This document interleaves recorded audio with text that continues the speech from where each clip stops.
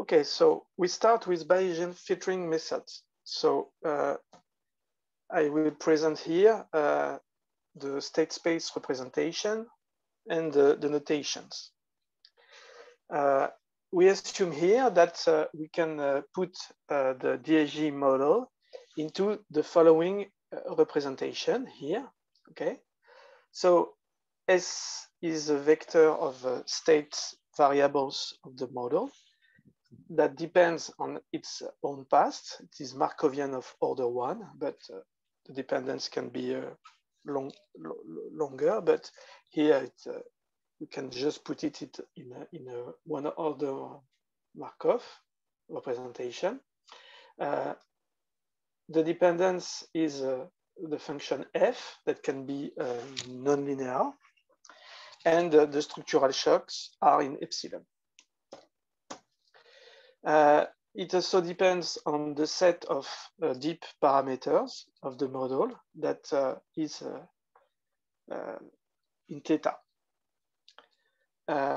Here, this is we have the state equations of the state space representation.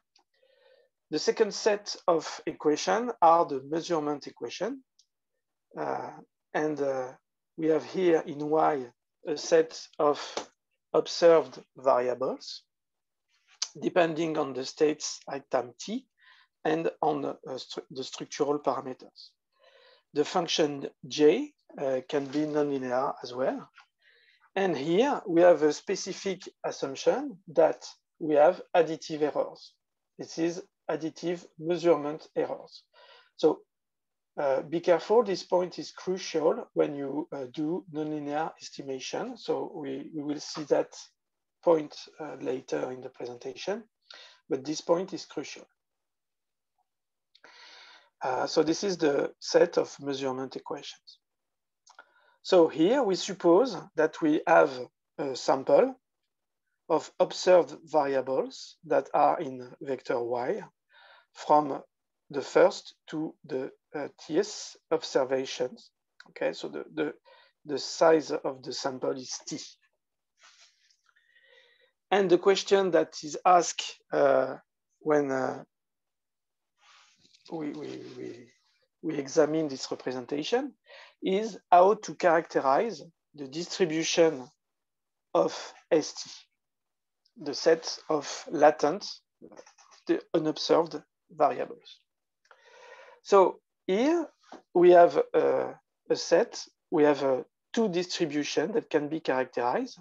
This one, that is the conditional distribution of S conditional on the information we observe on Y up to time t minus 1.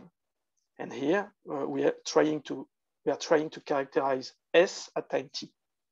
So here we have what we call a predicted distribution of ST, of the states. Here you can see that it's nearly the same. It's a conditional distribution, but for S at time t, conditionally on the information up to time t. So here in the Bayesian filtering framework, this is what we called the filtered representation, the filtered distribution of ST. Okay, so what we will see in the next slide is that we can derive the expression of these two conditional distributions. The second point that is important with this representation is that we can characterize the likelihood of an observation. So we can characterize it conditionally on the current state, and we obtain this distribution. And we can characterize it conditionally to the past information available in the sample.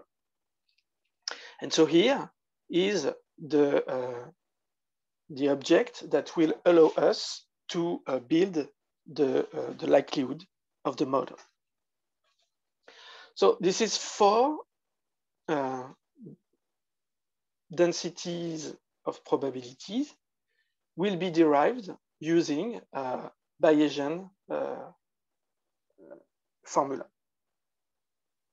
So we need some assumption to make our calculations. So first one is that this distribution of ST, depending on the past of S and on the past of Y, in fact, only depend on of its own past at with one lag.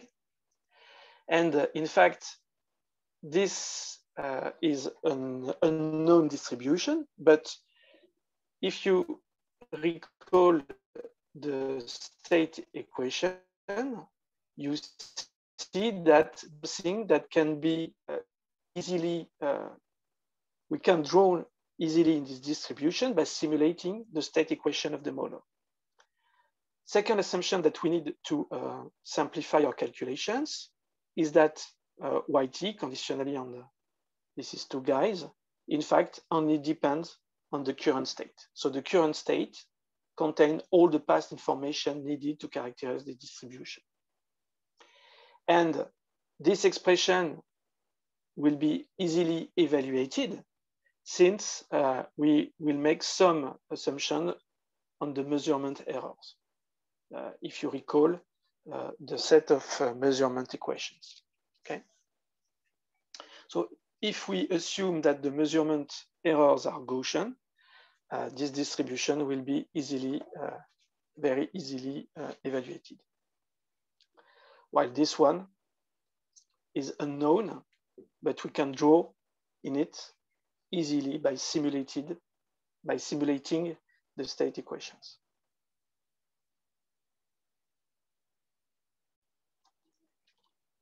Okay, so let's talk about optimal Bayesian approach. All this is distribution I described in the previous slide can be obtained using the standard Bayes formula. So here we will begin by making an assumption that theta, the set of deep parameter of the model, is known. So at this point, we don't think in theta as unknown. We don't want to estimate it. Okay, so this is the case in most engineering science, where the question of estimating theta is not a question.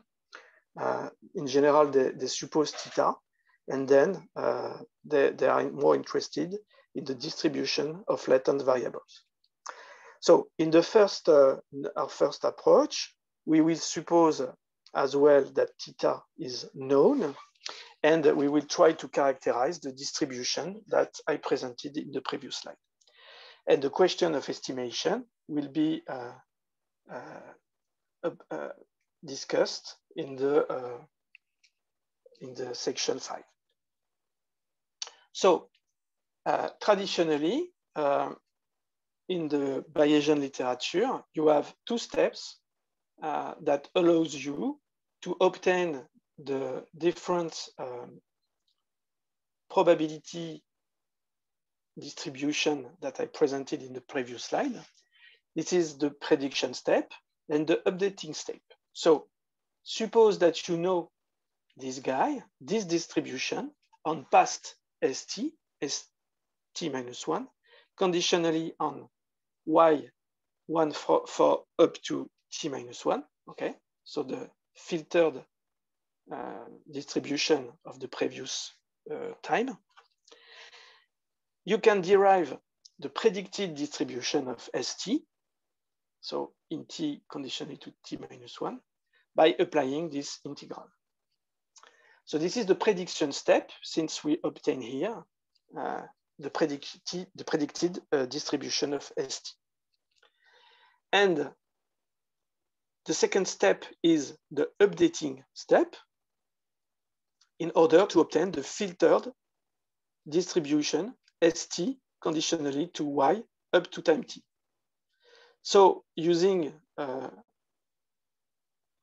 Bayes formula, it can be easily demonstrated that this is equal to this expression, where here you can see we have the probability of YT conditionally on ST, the predicted distribution that we obtain here, and here the contribution to YT to the sample up to T, okay?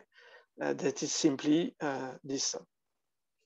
So it acts as a constant of integration. Okay, so this is 2 steps are derived in the next slide. So if you are interested to obtain it, it is very classical calculation, a bit tedious, but not difficult. And this is the way we can obtain a loop. So the one point that is very important is that we suppose that we know this guy to obtain this one that allow us to obtain this one. And you can see that this is 2 distributions are equivalent, since here we have a filter distribution of ST conditionally to Y up to time T. And it will allow us to replace this guy here to obtain the next predicted distribution of S for the next time. Okay, so we have a loop. If we know that, we can obtain that, we can derive that, and we can obtain that, and so on.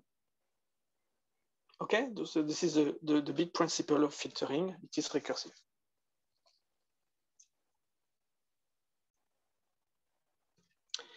Okay, so now we have our theoretical expressions of prediction step and updating step. What happens, in fact, when we have a linear Gaussian model? So here, here we have our expression that can be rewritten in the linear form. Okay, so we have a linear form. So this is the simplest way to write a linear state space representation. Okay, so here I forget the measurement error, it's not important. But the point is the distribution of these guys here are Gaussians if we suppose that the starting point of S is Gaussian and that the innovations are Gaussians. Okay, so the point that is important that is everything is linear. If we start from Gaussian distribution, everyone is Gaussian. So all these distributions are Gaussians. The consequence is that to characterize a Gaussian distribution, we only have to know the expectancy and the variance. So that's why, in fact, the Kalman filter do. It derives analytically. This is 2 expressions for the distribution of these guys, okay, in order to obtain expectancy and variance of every distribution that we are interested in. And here you can recognize the expectation and the variance of the prediction distribution of S on the prediction distribution of Y. And here you have the updating step. Namely, you have characterized the filter distribution of S. And as everything is Gaussian, you only need to know the expectancy and the variance. Okay? So this is what Kalman filter do, but to do that and to obtain these analytical expressions, you need a linear representation with Gaussian assumptions. In other case, when this is not the case, okay, you need to rely on approximations. So this is what we will do in the next section.